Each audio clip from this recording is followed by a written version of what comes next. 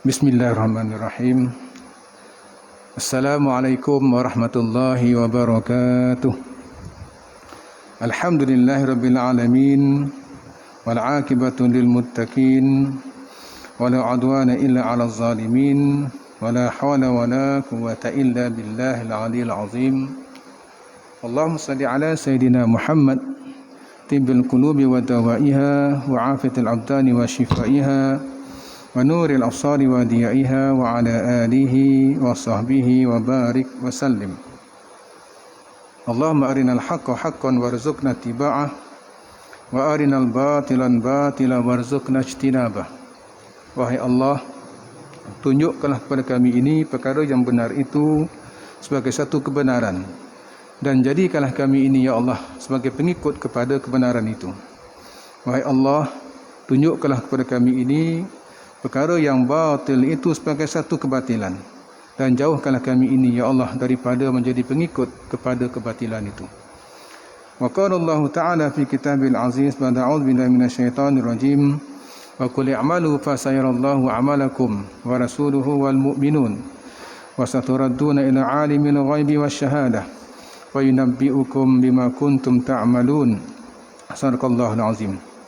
Firman Allah Subhanahu wa taala yang bermaksud, katakanlah wahai Muhammad kepada umat, perbanyakkan kamu akan amalan kamu, kerana segala amalan kamu itu akan diperlihatkan oleh Allah, oleh Rasul, dan juga orang-orang yang beriman, dan kamu itu akan dikembalikan kepada Allah, di mana Allah itu mengetahui tentang apa-apa yang kamu kerjakan semasa kamu berada di dunia, dan segala amalan kamu itu akan diperlihatkan oleh Allah. Summa qala ma ba'du. Yang saya hormati ahli tuan kuasa masjid, tuan-tuan imam, tuan-tuan bilal, tuan-tuan siak, ibu-ibu, ayah-ayah, adik-adik, anak-anak, muslimin muslimat, hadirin hadirat yang dirahmati oleh Allah Subhanahu wa taala sekalian. Alhamdulillah, terlebih dahulu marilah kita sama-sama merafakkan ketinggian kesyukuran kita kepada Allah Subhanahu wa taala. Pada malam yang mulia ini Allah Subhanahu wa taala memberikan keizinan kepada kita untuk kita menghadirkan diri kita ke rumah Allah ini, di masjid yang mulia ini.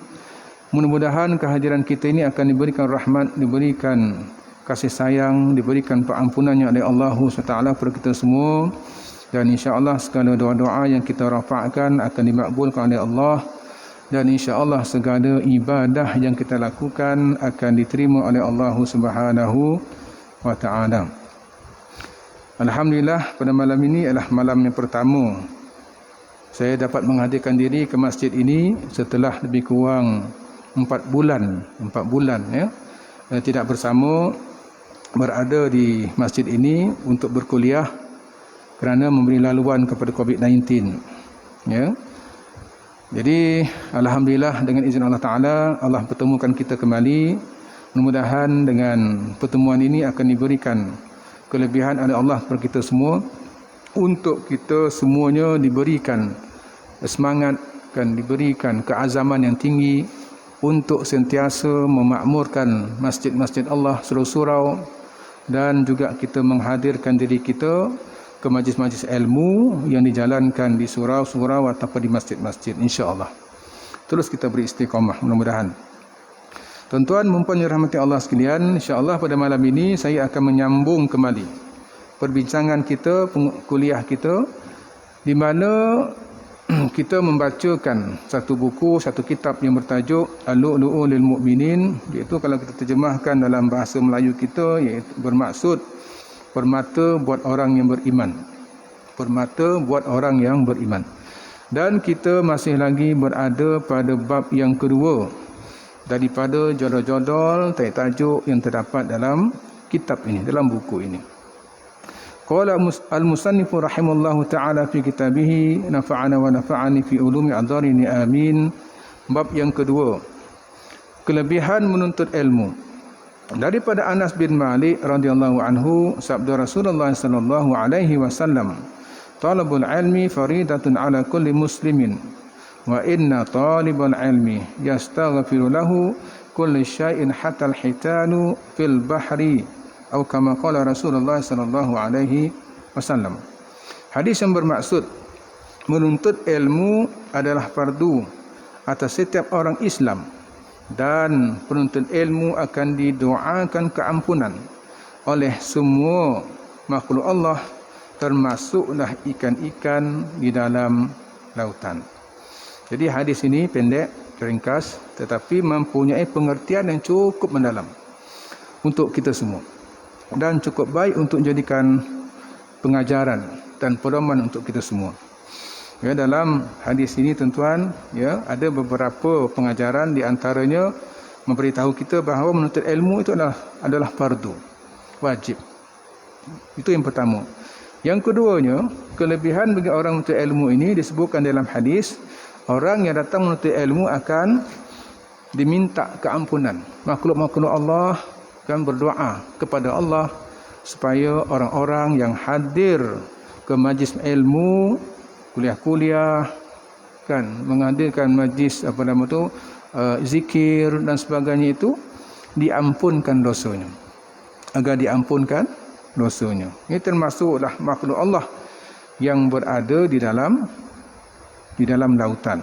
Ya, dalam lautan, tuan-tuan, ikan-ikan dalam lautan itu mendoakan keampunan untuk kita yang berada di dalam majlis-majlis ilmu. Mudah-mudahan kita semua, ya, yang berada di masjid ini ataupun yang berada di online inilah, kan, mudah-mudahan semuanya diberikan keampunan oleh Allah Subhanahu wa taala, insya-Allah. Kita sambung tentang huraian dia. Kelebihan ilmu pengetahuan. Ilmu adalah warisan para nabi, sedangkan harta adalah warisan Fir'aun dan Qarun. Ini yang telah kita bincangkan pada pertemuan yang lalu. Kelebihan yang lain disebutkan, ilmu lebih mulia daripada harta, kerana ilmu menjaga manusia, sedangkan harta dijaga oleh manusia. Kita balik, tuan, ya. Kemudian orang yang berilmu mempunyai ramai kawan, sedangkan banyak harta, banyak pula musuhnya. Yang lain, ilmu yang diberikan bertambah, sedangkan harta diberikan berkurangan. Yang lain disebutkan tentang kelebihan ilmu, tuan-tuan. Ilmu tidak boleh dicuri, sedangkan harta boleh hilang dan lenyap. Kemudian disebutkan harta boleh habis sebelum pemiliknya mati, ya, sedangkan ilmu habis dengan kematian pemiliknya. Kemudian disebut lagi tentang kelebihan ilmu. Ilmu tidak dapat dihitung, tidak dapat dikira, sedangkan harta dapat dikira jumlahnya. Ya, ini semuanya kita telah bincangkan pada pertemuan yang lalu, pada bulan April, ya, yang lalu. Kemudian Allah Subhanahu wa taala akan mengangkat darjat orang-orang yang beriman dan orang-orang yang berilmu, sebagaimana firman-Nya, ya ayyuhallazina amanu idza qila lakum tafassahu fil majalis fafsahu yafsahillahu lakum wa idza qila anshuzu fanshuzu yarfa'illahu allazina amanu minkum wallazina utul ilma darajat wallahu bima ta'maluna khabir. Sadaqallahul azim. Firman Allah yang bermaksud, wahai orang-orang beriman, apabila diminta kepada kamu memberi lapang dari tempat duduk kamu untuk orang lain, maka lapangkanlah seboleh-bolehnya, supaya Allah melapangkan segala halnya untuk kamu. Dan apabila diminta kamu bangun, maka bangunlah. Nescaya Allah meninggikan darjat orang-orang yang beriman di antara kamu dan orang-orang yang diberikan ilmu pengetahuan dari kalangan kamu dengan beberapa darjat. Dan ingatlah, Allah Maha mendalam pengetahuannya tentang apa yang kamu lakukan. Surah Al-Mujadalah ayat yang ke-11, tuan-tuan. Jadi ayat ini, tuan-tuan, dia memberikan pengertian yang sangat baik, sangat berguna untuk kita. Ya, di sini Allah SWT ingin memberikan didikan kepada kita, ya, didikan kepada kita supaya kita menghadirkan diri ke majlis ilmu, menghadirkan diri ke majlis ilmu. Yang kemudian disebutkan tentang adab-adab.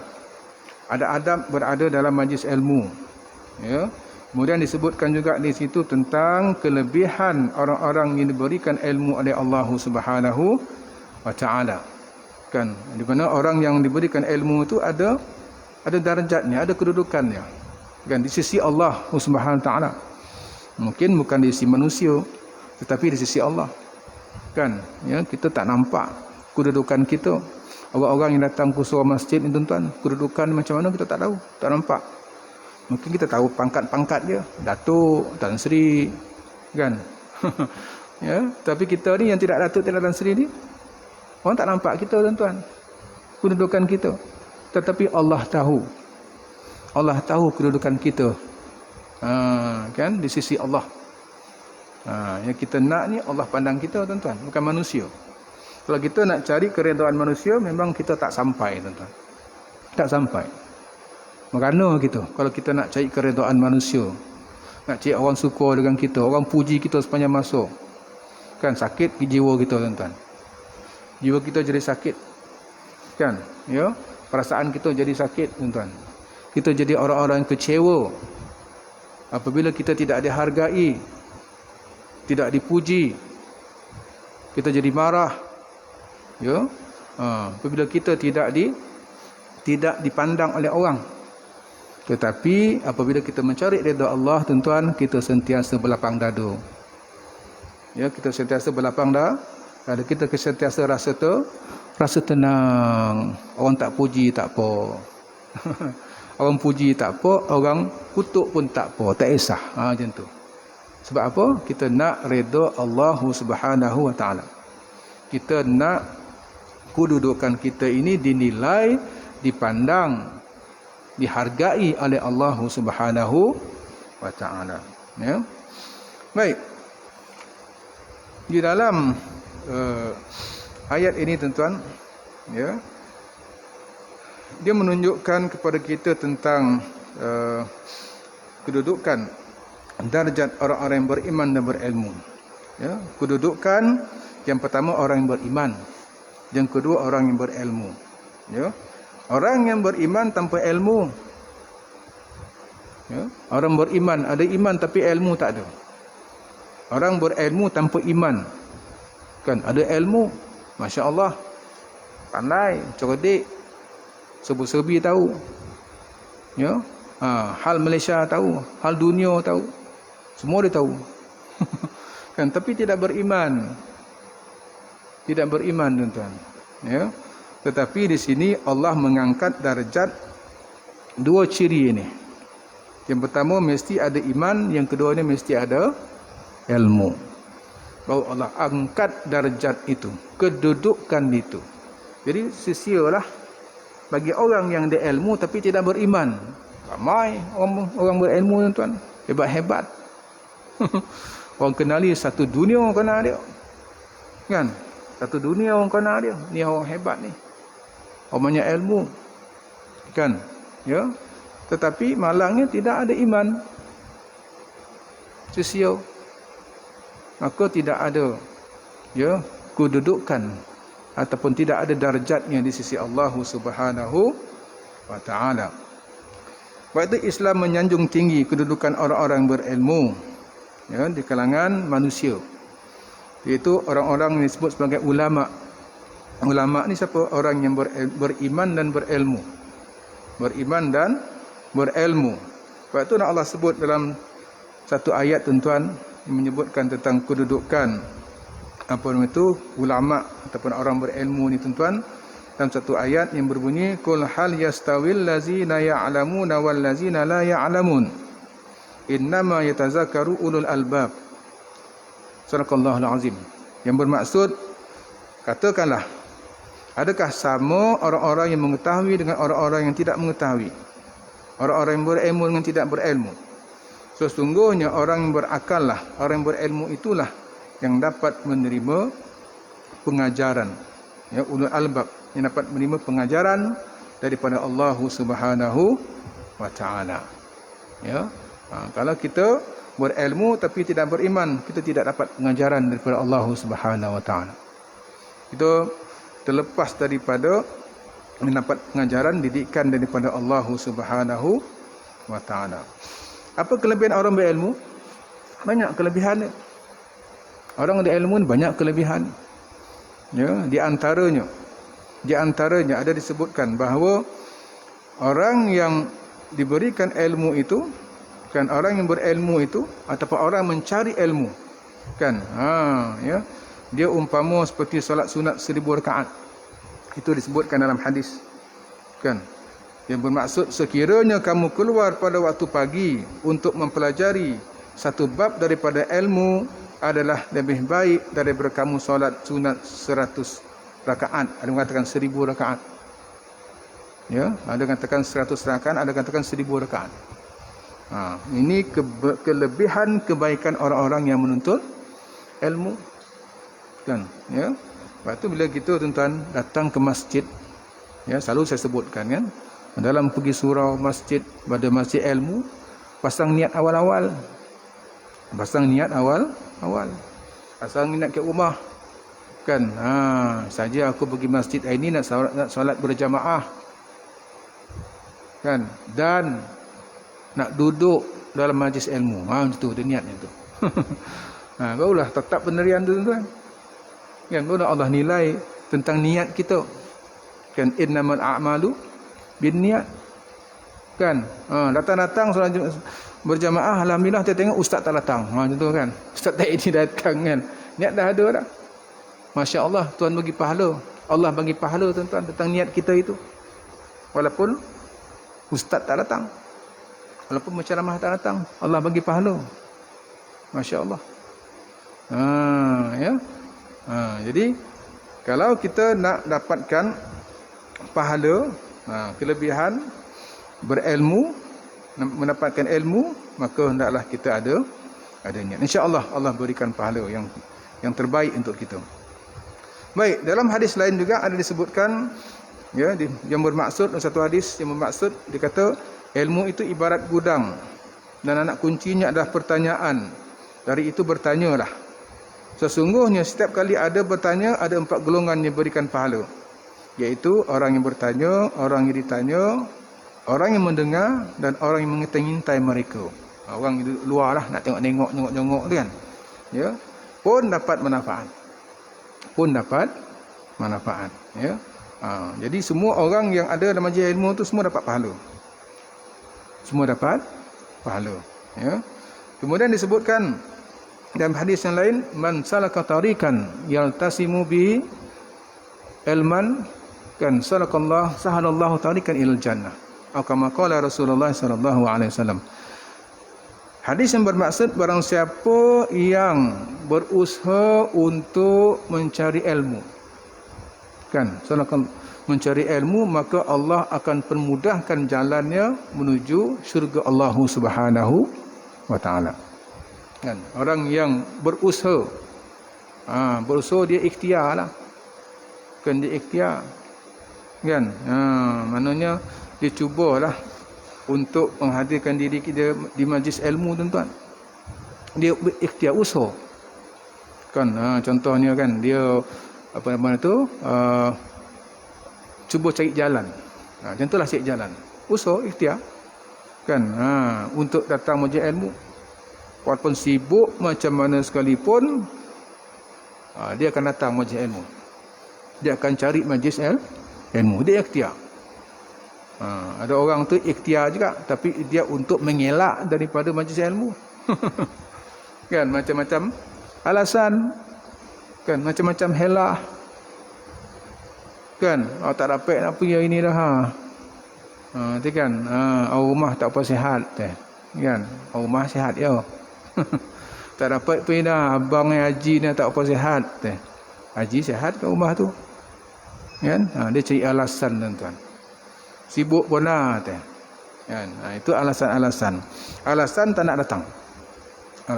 Kita yang nak dapatkan pahala, nak dapatkan kebaikan daripada Allah, kita mestilah mencari alasan untuk hadir ke majlis ilmu.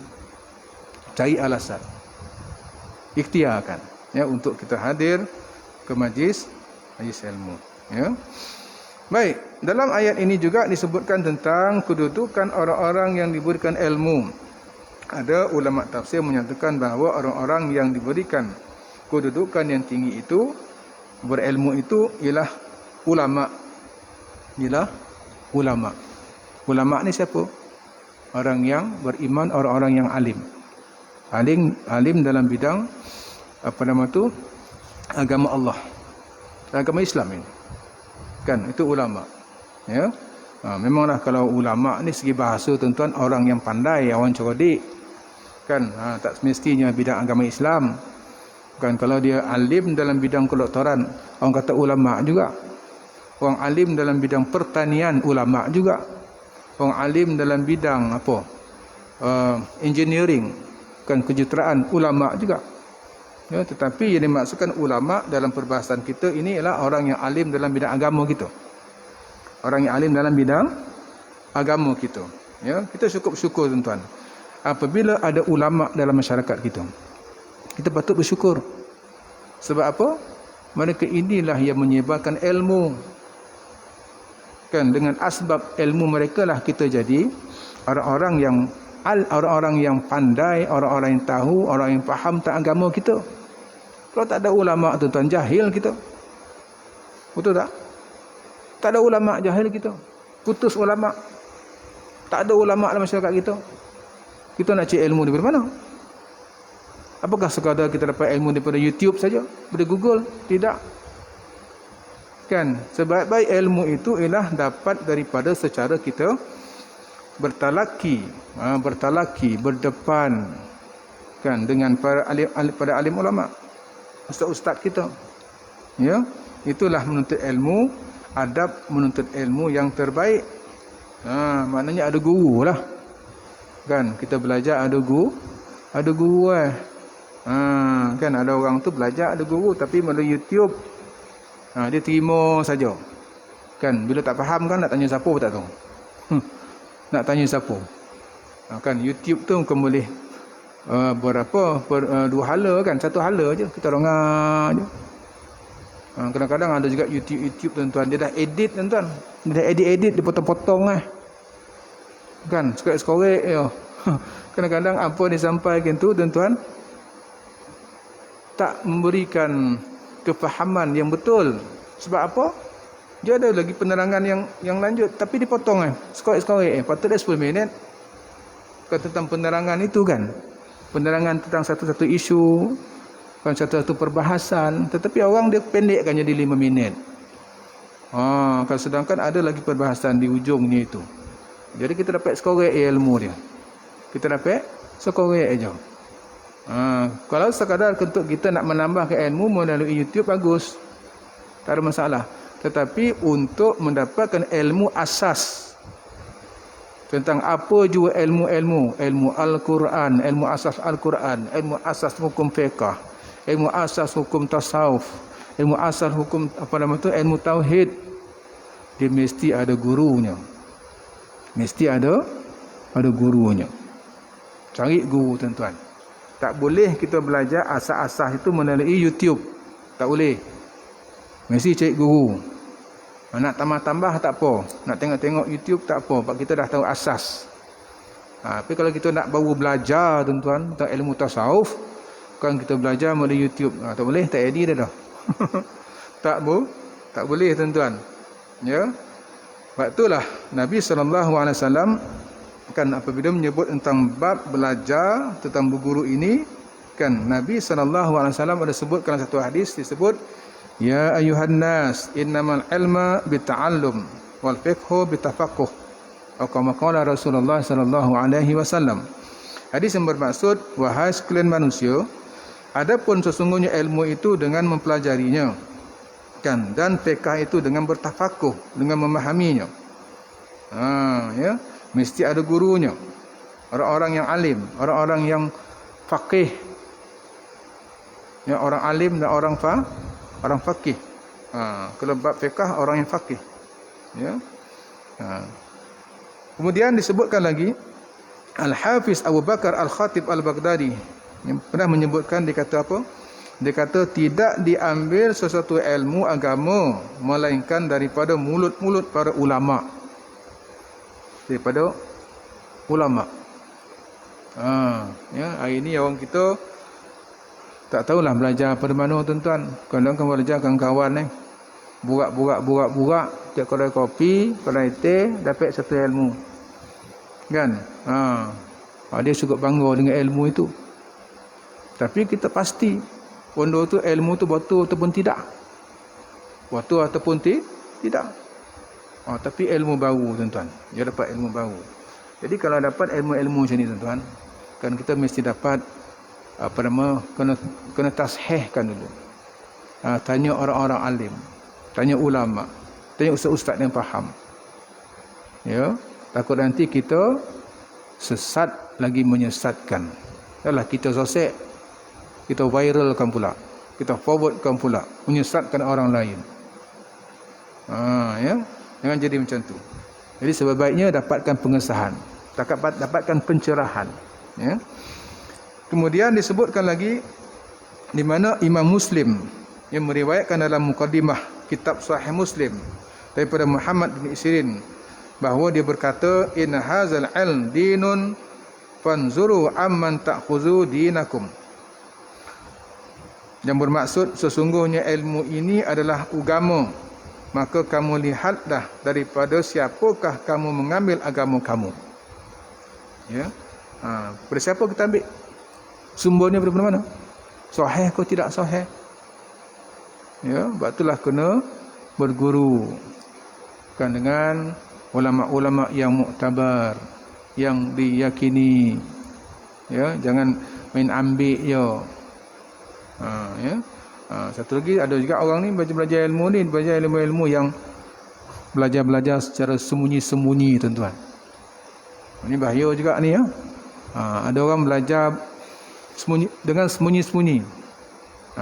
Dia kata orang-orang tertentu saja boleh masuk dalam kelas ini, dalam bilik ini. Tutup. Orang lain tak boleh masuk. Kan? Ini ilmu rahsia dia cakap. Orang tertentu saja yang boleh. Itu kena hati-hati tuan-tuan. Kalau macam itulah syarat-syarat kan nak belajar ilmu tertutup, orang lain tak boleh masuk, orang lain tak boleh terlibat. Tertentu saja tak boleh. Kan? Itu bahaya. Takut ilmu tu ilmu songsang, ilmu sosek. Dia tak mahu orang lain tahu kan tentang apa yang dipelajari.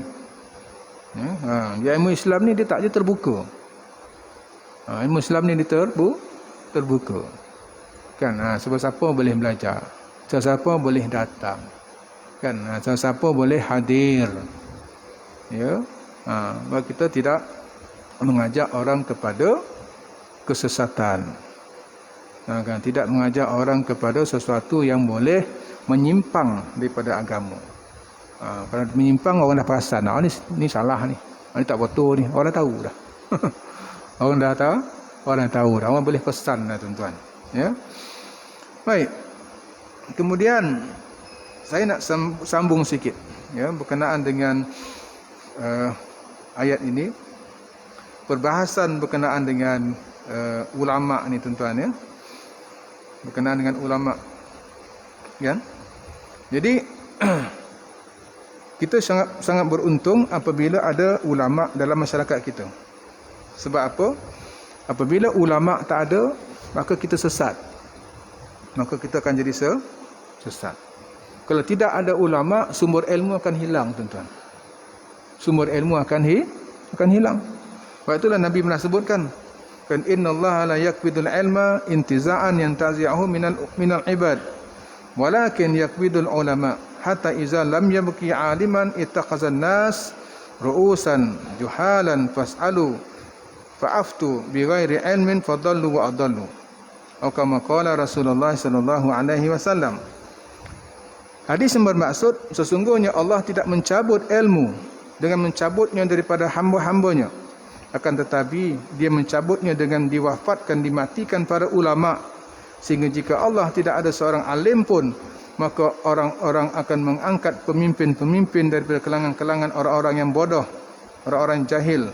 Kemudian mereka ditanya, mereka pun berfatwa tanpa dasar ilmu, mereka sesat lagi menyesatkan. Kan kita khawatir bila tidak ada ulama, maka orang yang bukan ulama pula yang belagak jadi ulama. Mereka keluarkan fatwa-fatwa yang menyongsang daripada ajaran Islam, sesat lagi menyesatkan. Ya. Namun begitu tuan-tuan, hari ini yang kita risaukan ialah benda yang jahil. Kejahilan itu jadi ilmu. Kejahilan itu jadi ilmu. Ini tanda-tanda akhir zaman. Yang jahil itu, yang tak botor itu menjadikan satu sumber ilmu. Satu. Yang kedua, yang jahil itu menjadi ikutan. Menjadi ikutan ramai. Ada pengikut-pengikut dah. Ada orang menyokong-menyokong. Kan? Itu sebenarnya tuan-tuan, apabila berlaku sahab itu, sebenarnya kita berada di akhir zaman. Di mana Ibnu Rajab Al-Hambali rahimahullahu taala menyatakan, ya, mengatakan bahawa Asy-Sya'bi pernah berkata, dia kata apa? Tidak akan terjadi hari kiamat sampai ilmu menjadi satu bentuk kejahilan, dan kejahilan itu merupakan suatu ilmu. Ini semua termasuk daripada terbaiknya gambaran kebenaran kenyataan di akhir zaman dan terbaliknya semua urusan. Ini bukan hadis Nabi. Ini pendapat para ulama, kan? Ya, Asy-Sya'bi menyatakan bahawa dia kata akan terjadi kiamat itu, hampir kiamat itu, di mana kejahilan itu menjadi ilmu. Kan? Kejahilan itu menjadi ilmu. Kejahilan apa benda? Benda-benda yang tidak mengikut panduan Al-Quran dan Sunnah.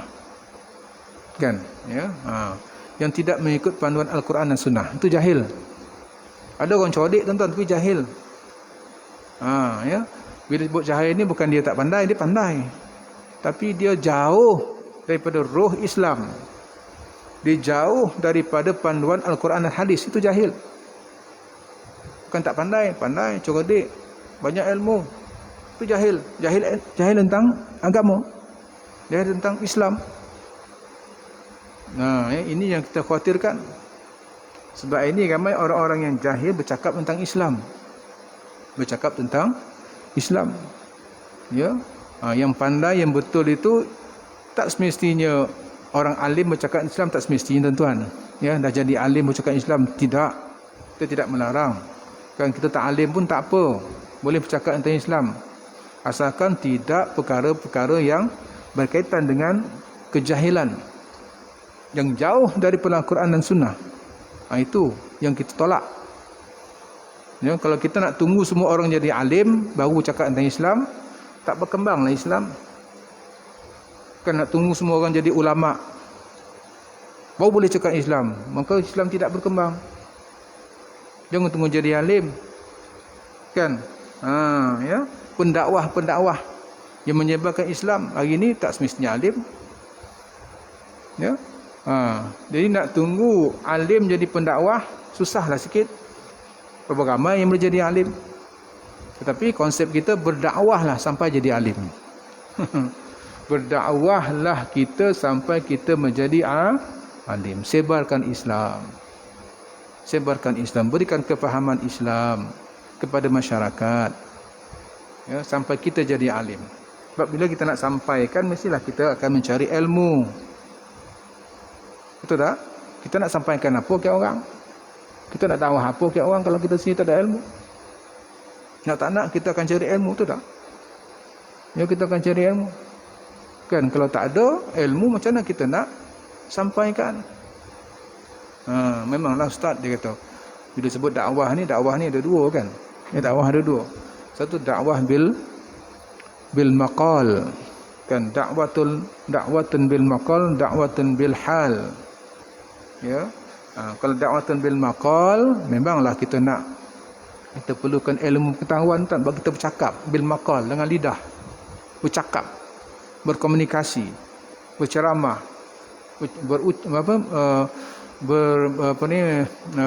bersyarah. Kan, mestilah dengan ilmu. Ya. Orang yang ada ilmu dia boleh bercakap. Kalau tak ada ilmu tak cakap. Tapi orang yang berdakwah boleh juga tanpa cakap. Nak cakap tak boleh. Kan? Boleh tak kita berdakwah? Boleh. Bil hal. Kita berdakwah dengan perbuatan kita. Kita berdakwah dengan gerak-geri kita. Kita berdakwah dengan cara kita bercakap dengan orang. Kita berdakwah dengan cara kita berkomunikasi dengan orang. Kita berdakwah dengan beradab dengan orang. Cakap tak banyak, tapi kelakuan ni Masya Allah. Ni abang ni cakap tak banyak, senyap ya, tapi ya Allah akhlaknya bagus. Ya. Jadi dia berdakwah dengan akhlak. Walaupun cakap tak pandai, walaupun ilmu tak banyak. Yang sekarang ni orang ni tuan-tuan tak nak berdakwah, bil maqal pun tak nak, bil hal pun tak nak.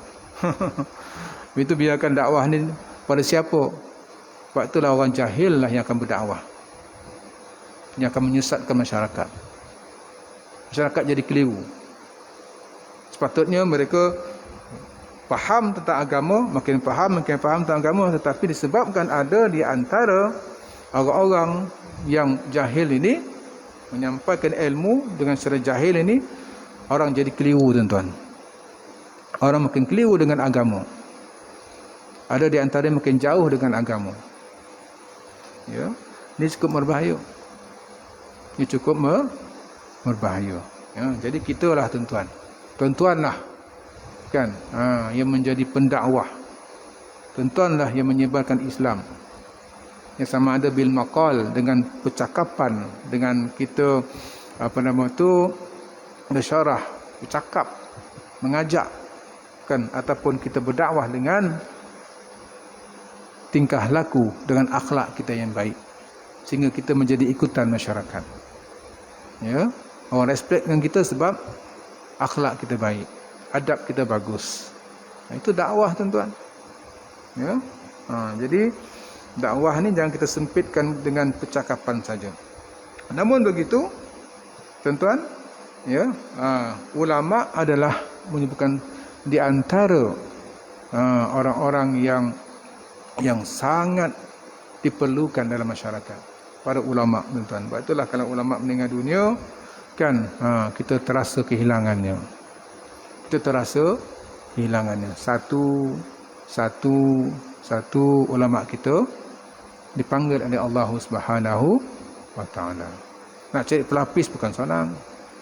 Kan? Ya. Namun begitu tuan-tuan, tugas kita ialah kita tahu membezakan di antara mana ilmu yang benar dengan ilmu yang salah. Kita kena tahu. Sebab itulah disebabkan ada banyak unsur-unsur jahiliah yang berkembang dalam masyarakat kita hari ini. Orang jadi keliru, tak tahu nak bezakan di antara yang benar dengan yang salah. Yang betul jadi macam tak betul, yang tak betul tu jadi macam betul pula. Kan? Keliru. Sebab itulah kita diajar tentang membacakan doa kan, Allahumma arinal haqqa haqqan warzuqna tiba'ah wa arinal batilan batila warzuqna ijtinabah. Ini kalau saya bercakap, kalau saya ceramah, selalu doa ni saya baca awal-awal syarahan saya lah.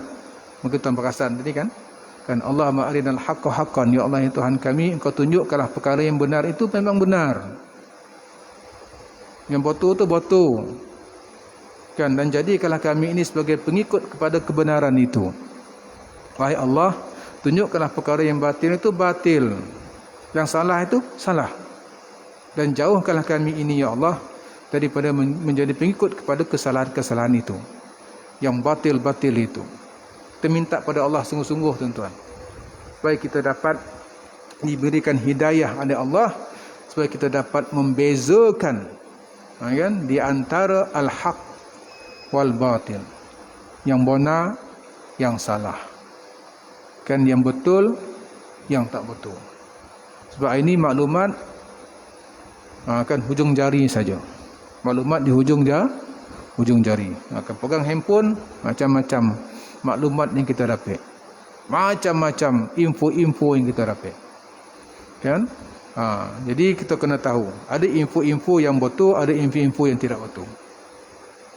Kita kena selidik tuan-tuan. Takut nanti kita terikut ya, dengan kejahilan. Kita terpengaruh dengan kejahilan. Dia akan merugikan diri kita, merugikan masyarakat kita. Ya. Isya. Ya. Baik. Namun begitu yang kita rasa sedih kan, apabila ada orang alim di dalam masyarakat kita, orang alim itu direndahkan. Ya, orang jahil pula dimuliakan. Ini fenomena yang menyedihkan kita lah. Kan, orang alim dihina. Orang alim itu dihina. Kan, orang jahil pula yang dimuliakan. Ya, orang jahil mendapat tempat, orang alim tidak mendapat tempat. Tidak ditempatkan pada tempat yang sewajarnya. Ini masalah besar ni sebenarnya. Ya. Baik, itulah.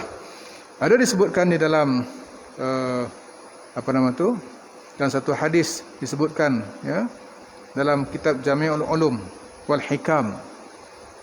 Satu hadis yang bermaksud, dia kata, sesungguhnya termasuk tanda-tanda datangnya hari kiamat adalah direndahkan para ulama dan diangkat orang-orang yang jahat, orang-orang jahil, tuan-tuan.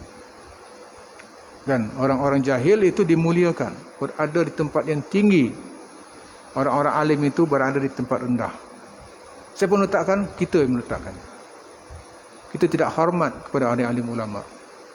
Hari ini berapa ramai orang kutuk ulama, maki ulama, ya, sama ada secara dalam Facebook, dalam WhatsApp dan sebagainya. Tuan-tuan tengok bahasa-bahasa mereka menghina ulama. Tak ada langsung rasa malu, kan? Tak ada langsung rasa penyesalan apabila mereka menghina ulama, memaki ulama dengan bahasa-bahasa yang kesat. Tak ada langsung, hilang rasa itu. Ini cukup berbahaya, tuan-tuan. Bila benda-benda ini berterusan, kan, terutama anak-anak muda lah, dia akan merosakkan generasi yang akan datang.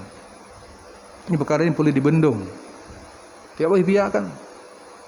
Kan, ulama itu walaupun kita tak setuju dengan beberapa keadaan, beberapa keputusan yang ulama itu sebut atau dipegang, tetapi kita bukanlah menyebabkan kita hilang hormat pada dia. Yang boleh kita maki dia, kita kutuk dia, menggunakan bahasa-bahasa kesat, disebabkan ada perkara yang kita tak setuju dengan dia. Ya, memanglah ulama ni dia manusia, kan, manusia. Dia terdedah dengan kelemahan, kealpaan dan sebagainya. Tetapi kita jangan sesekali menghina para ulama, merendahkan para ulama, tuan-tuan.